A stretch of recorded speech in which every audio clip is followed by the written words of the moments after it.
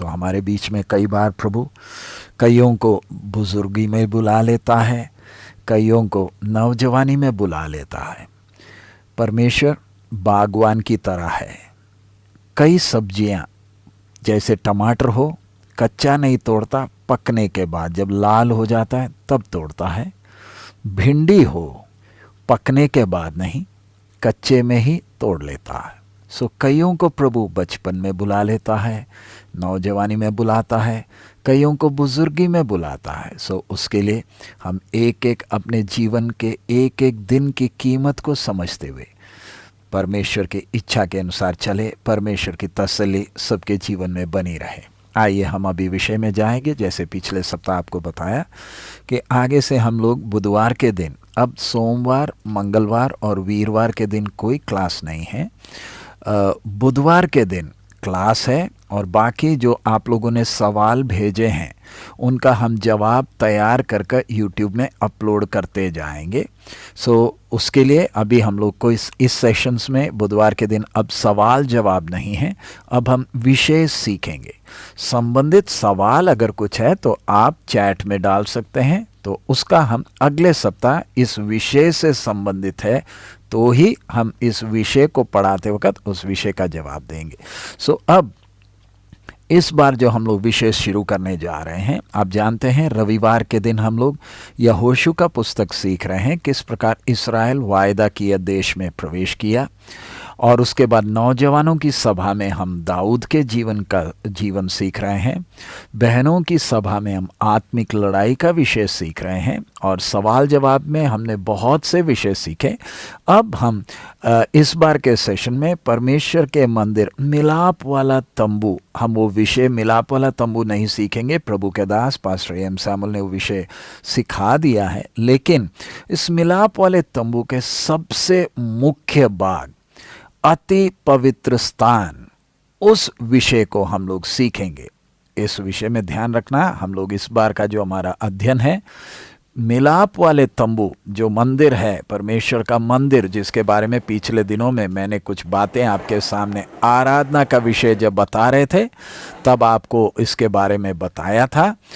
अब हम इस मिलाप वाले तंबू का, इसका आंगन के बारे में नहीं, पवित्र स्थान के बारे में नहीं, अति पवित्र स्थान और उसमें रखे हुए वस्तु, परमेश्वर का संदूक, जो परमेश्वर के मंदिर का सबसे मुख्य भाग है, जिसके बारे में परमेश्वर की आत्मा ने सबसे पहले मंदिर की बाकी बातों में सबसे पहले विवरण किया हुआ विषय, परमेश्वर का संदूक। इस संदूक में दो भाग है, नीचे का पेटी है और ऊपर अनुग्रह का ये जो ढक्कन है, फसल का ढक्कन है, इसके बारे में हम लोग सीखेंगे।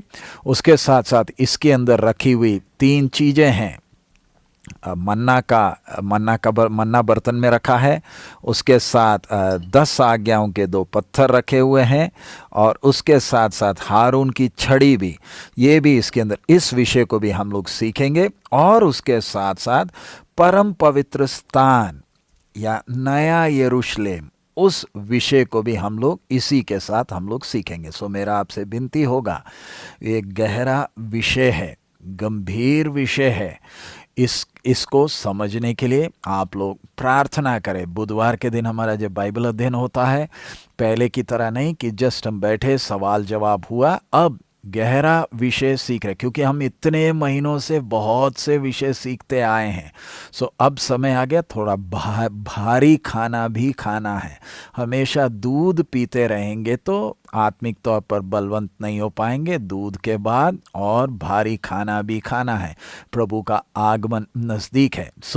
अब इस संदूक के विषय में जाने के पहले, आप में से कई लोग हैं जो मिलाप वाले तंबू के बारे में बिल्कुल नहीं जानते, इसलिए मैं शुरू में थोड़ी बातें, कुछ बातें आपके लिए ये मिलाप वाले तंबू के बारे में बताऊंगा, ताकि फिर आप लोग इस विषय को और समझ सकते, क्योंकि हम में से कई लोग हैं जिनको ये विषय के बारे में कुछ नहीं मालूम है।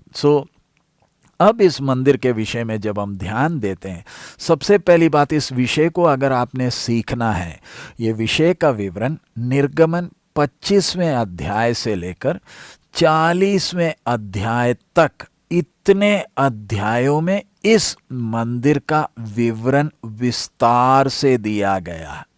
निर्गमन की पुस्तक यानी कूज की पुस्तक उसके 25वें अध्याय से 40वें अध्याय तक इस विषय को विस्तार से दिया गया। और इस विषय का गंभीरता आपने समझना है। गंभीरता किस प्रकार हमें समझ में आती है? इस परमेश्वर के मंदिर का, इसकी एक एक वस्तु, इसमें रखी हुई एक एक बातें, जो भी रखा है उन सब का विस्तार से, बिल्कुल बारीकी से बताया गया। वस्तु हो, चाहे महायाजक हो, चाहे याजक हो, इस मंदिर की सेवकाई हो, इस विषय से संबंधित हर बात को बारीकी के साथ परमेश्वर की आत्मा ने लिख कर रखा है। उससे आप और मैंने समझना है कि परमेश्वर की नजर में ये विषय कितना गंभीर है। बहुत से और कोई विषय को देखिए, और कोई विषय को परमेश्वर के वचन में इतने विस्तार से नहीं विवरण किया गया, इतनी बारीकी से लिखा और कोई विषय लिखा नहीं गया। अगर आप सृष्टि की बात को अगर आप समझे, पूरी सृष्टि का विवरण और मनुष्य को रहने के लिए जो कुछ इस सृष्टि में चाहिए था, वो सब के बारे में, मनुष्य की सृष्टि तक को, ये सब बातों का विवरण के लिए परमेश्वर की आत्मा ने केवल 2 अध्याय ही लिए हैं।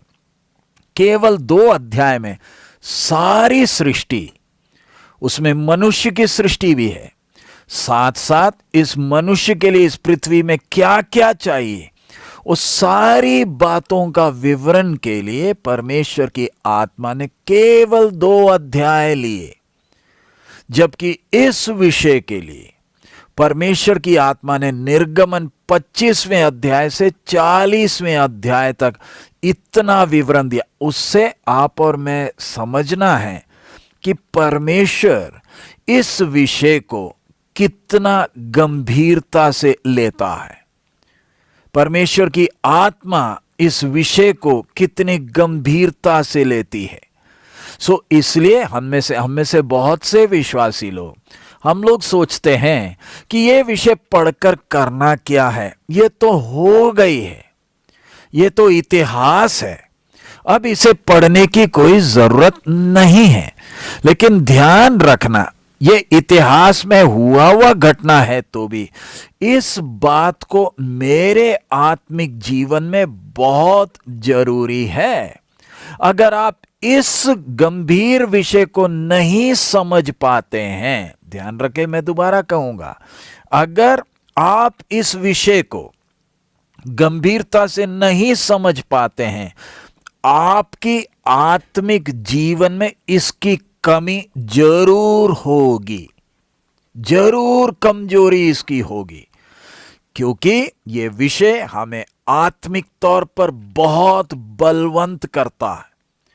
बहुत से लोग बोलते हैं हमें प्रकाशित वाक्य सीखना है, दानियल के 70 सप्ताह सीखना, विरोधी मसीह के बारे में सीखना। ध्यान रखें, उन विषयों को परमेश्वर की आत्मा ने इतना विस्तार से विवरण नहीं दिया जितना अपने पवित्र भवन के विषय में है।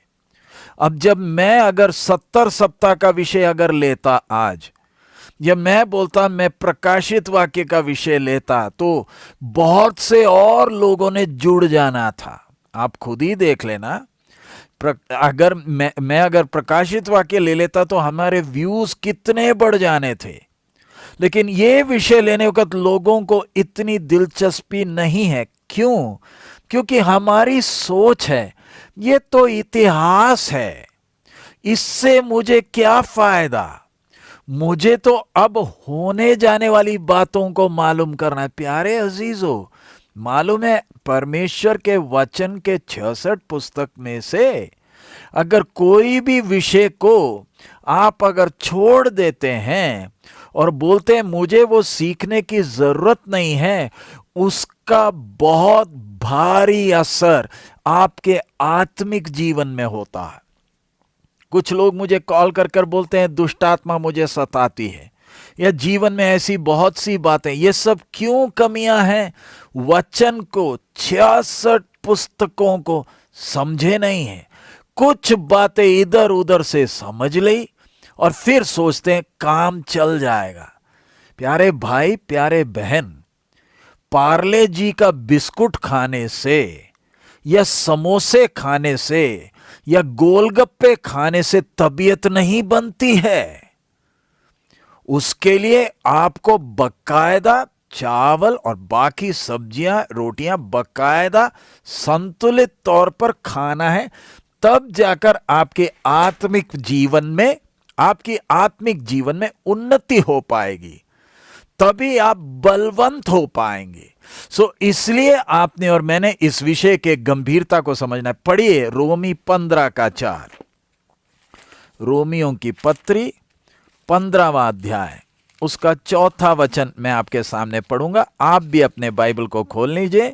रोमी 15:4, जितनी बातें पहले से लिखी गई वे हमारी ही शिक्षा के लिए लिखी गई है कि हम धीरज और पवित्र शास्त्र के प्रोत्साहन द्वारा आशा रखें। मैं दोबारा पढ़ूंगा, जितनी बातें पहले से लिखी गई वे हमारी ही शिक्षा के लिए लिखी गई हैं कि हम धीरज और पवित्र शास्त्र के प्रोत्साहन द्वारा आशा रखें।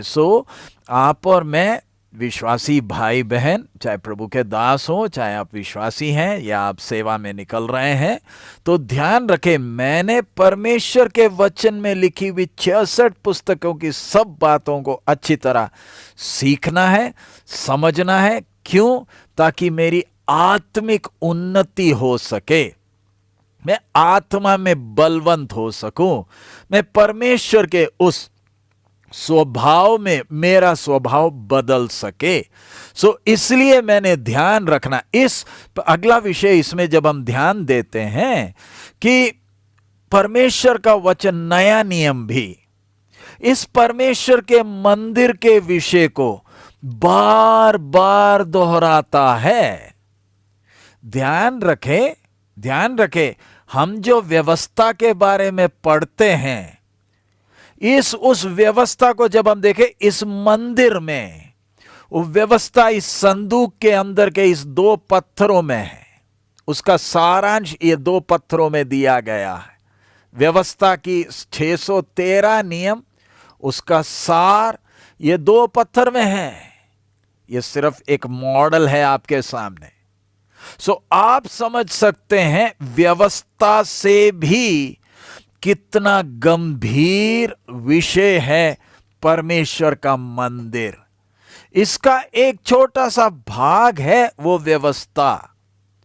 इसके अंदर रखा हुआ मन्ना भी उस संदूक के अंदर का एक विषय है। तो आपने और मैंने ध्यान रखा, नया नियम समझ में आना है तो, नए नियम की पत्रियां आपको समझ में आना है तो, प्रकाशित वाक्य आपको समझ में आना है तो, दानियल के 70 सप्ताह समझ में आना है तो, जितने भी नबियों ने भविष्यवाणियां की हैं उनको समझना है तो, भजन संगीता समझना है तो अति आवश्यक है। प्रभु यीशु के बारे में जानना है तो अति आवश्यक है। इस विषय की बारीकियों को समझना है, क्योंकि इतना विस्तार से परमेश्वर की आत्मा ने इस विषय को विवरण किया है। इस मिलाप वाले तंबू को जब हम देखते हैं, ये 3 चीजों की छाया है। ये असलियत नहीं, ये छाया है।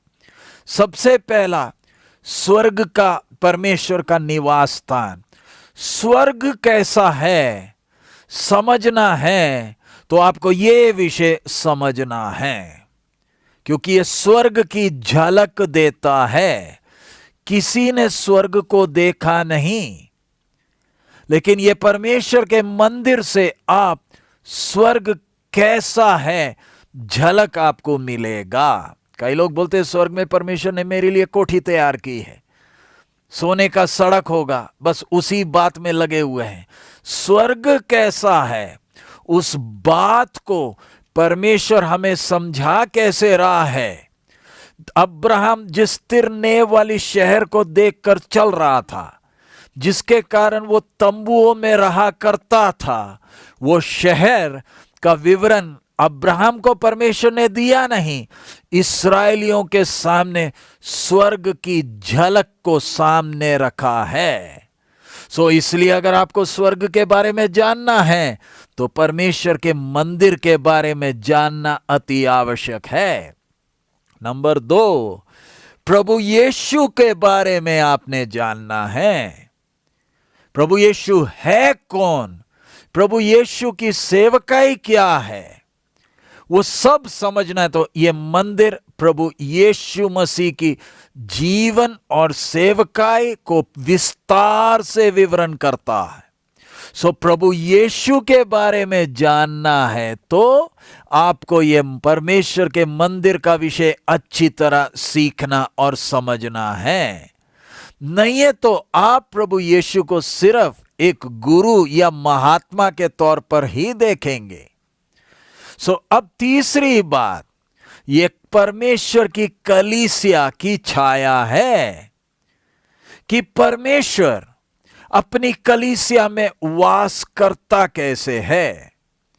कलीसिया क्या है, कलीसिया का मसीह के साथ संबंध कैसा है, मैंने और आपने, हम जो कलीसिया हैं, हमने किस कद तक बढ़ना है, वो सारी बातें समझना है तो ये परमेश्वर के मंदिर के बारे में अच्छी तरह समझना है।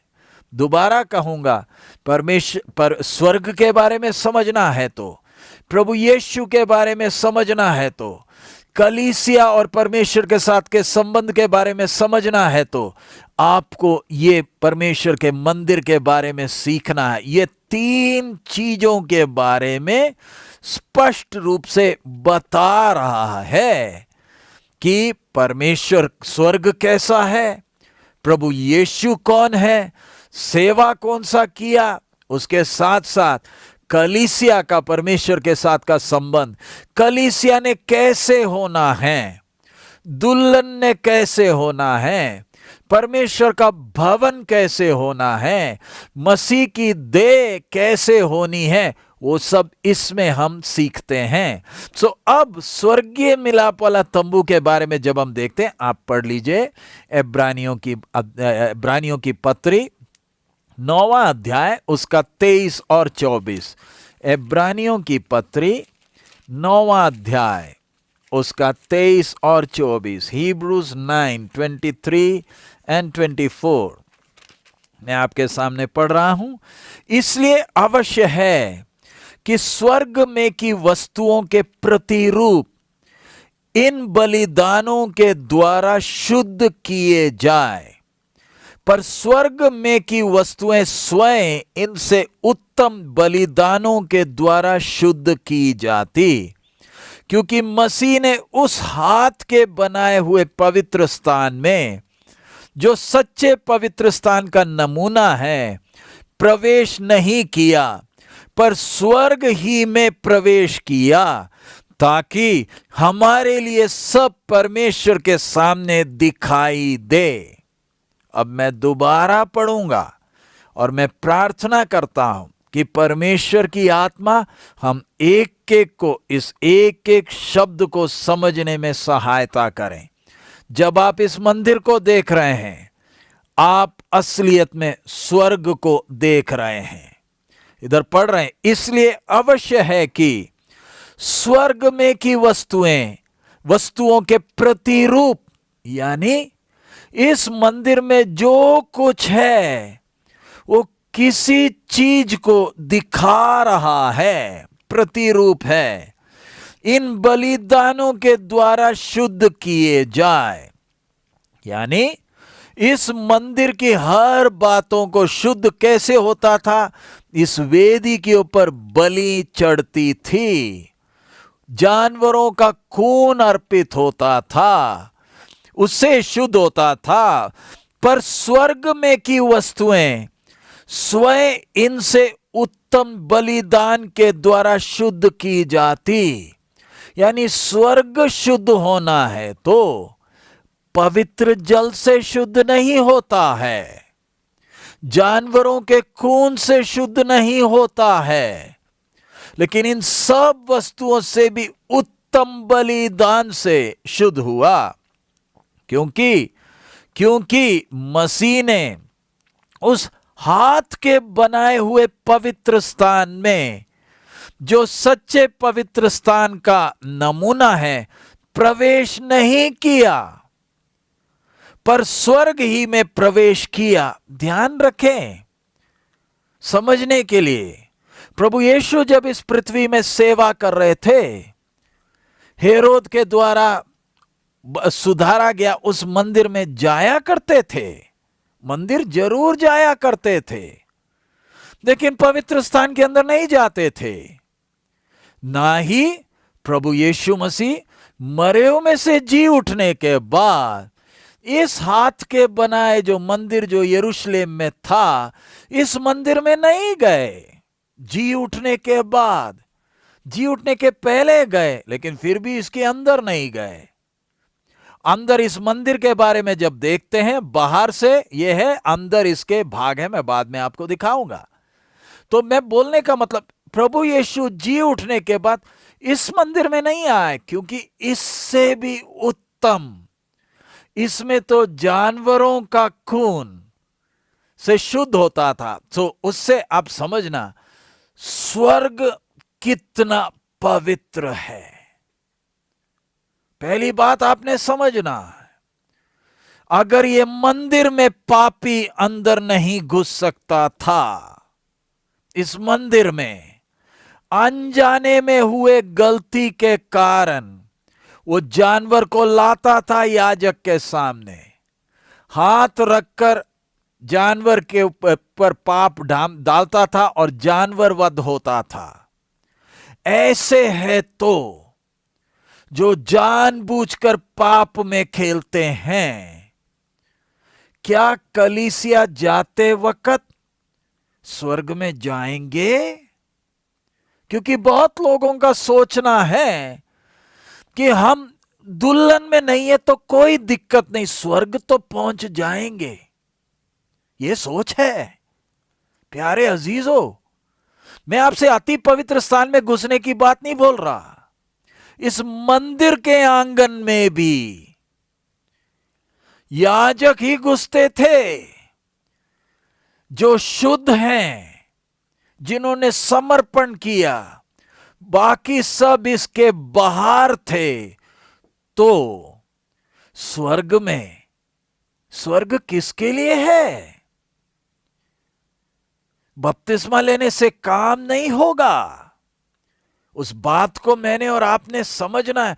स्वर्ग कितना शुद्ध पवित्र जगह है, जिधर परमेश्वर पाप को बिल्कुल सहता नहीं है। पाप को स्वर्ग में कोई जगह नहीं है। लूसीफर के अंदर घमंड आया, उसको फेंक दिया, तो आप समझ सकते हैं स्वर्ग कैसा है। 1/3 स्वर्गदूत को फेंका गया है, वो स्वर्ग में नहीं जा सकते। तो ऐसे है तो प्यारे अजीजों, मेरे और आपके अंदर उस पवित्रताई के लिए कितनी जलन होनी चाहिए, क्योंकि जैसे परमेश्वर पवित्र है, वैसे मैंने भी पवित्र होना है। परमेश्वर पापी संसार में आए, लेकिन अब बात हमने परमेश्वर के निवास स्थान में जाने की बात है। तो अब उस निवास स्थान में जाने के लिए योग्य बनना है, तो मेरे और आपके जीवन में तमन्ना क्या होनी? हे प्रभु, हे प्रभु, मुझे भी वो पवित्र बनना। इसलिए वचन में लिखा है, पवित्रता से शोभायमान होने के बिना हम परमेश्वर की आराधना नहीं कर सकते हैं। अगला इब्रानी 9 का इसी अध्याय का 21 और 22 भी पढ़ रहा हूं। और इसी रीति से उसने तंबू और सेवा के सारे सामान पर लहू छिड़का। सच तो यह है कि व्यवस्था के अनुसार प्राय सब वस्तुएं लहू के द्वारा शुद्ध की जाती थी, और बिना लहू बहाए पापों की क्षमा नहीं होती। इधर दोबारा मैं आपसे कह रहा हूं, पुराने नियम में आप देख सकते कितने निर्दोष जानवर बलि हुए। कारण कारण मनुष्य के सामने क्या बताया जा रहा है? परमेश्वर पवित्र है, पाप को सहता नहीं है, परमेश्वर पाप से घृणा करता है। तो इधर इस बात को आपने अच्छी तरह समझना। आप में से जिन्होंने आज दैनिक मन्ना सुना होगा, आपने ध्यान दिया होगा, हमने वो जो वचन सुना उसमें कहा है पवित्र वस्तु कुत्ते के सामने नहीं डालना। परमेश्वर, हम कुत्तों को प्यार करते हैं, वो जानवर है, लेकिन परमेश्वर कहता है, परमेश्वर के वचन पवित्र चीज कुत्तों के सामने नहीं डालना। कारण क्या है? ये कुत्ते की एक खूबी है, ये अपनी उल्टी को चाटता है, और कोई जानवर ऐसा नहीं है जो अपनी उल्टी को वापस लेता है। बोलने का मतलब, अगर पाप को छोड़कर मैं प्रभु के पीछे निकला हूं और मैं फिर दोबारा उसी गंदगी को प्यार करते हुए जाता हूं, तो यह वचन समझ में नहीं आएगा। परमेश्वर अपना वचन आपको खोलकर नहीं देगा। इसलिए आगे हम चलते हैं। अब ये जो सुलेमान का प्रार्थना अगर हम पढ़ें, दूसरा इतिहास 6वां अध्याय निकालें, उसका 1 से मैं पढ़ रहा हूं। दूसरा इतिहास 6वां अध्याय, उसका 1 से मैं पढ़ रहा हूं। सुलेमान का प्रार्थना को हम देख रहे हैं। यहोवा ने कहा था, तब सुलेमान कहने लगा, यहोवा ने कहा था कि मैं घोर अंधकार में वास किए रहूंगा, परंतु मैंने तेरे लिए एक वासस्थान वरन ऐसा दृढ़ स्थान बनाया जिसमें तू युग युग रहे। तब राजा ने इस्राएल की पूरी सभा की ओर मुंह फेर कर उसको आशीर्वाद दिया, और इस्राएल की पूरी सभा खड़ी रही। और उसने कहा, धन्य है इस्राएल का परमेश्वर यहोवा, जिसने अपने मुंह से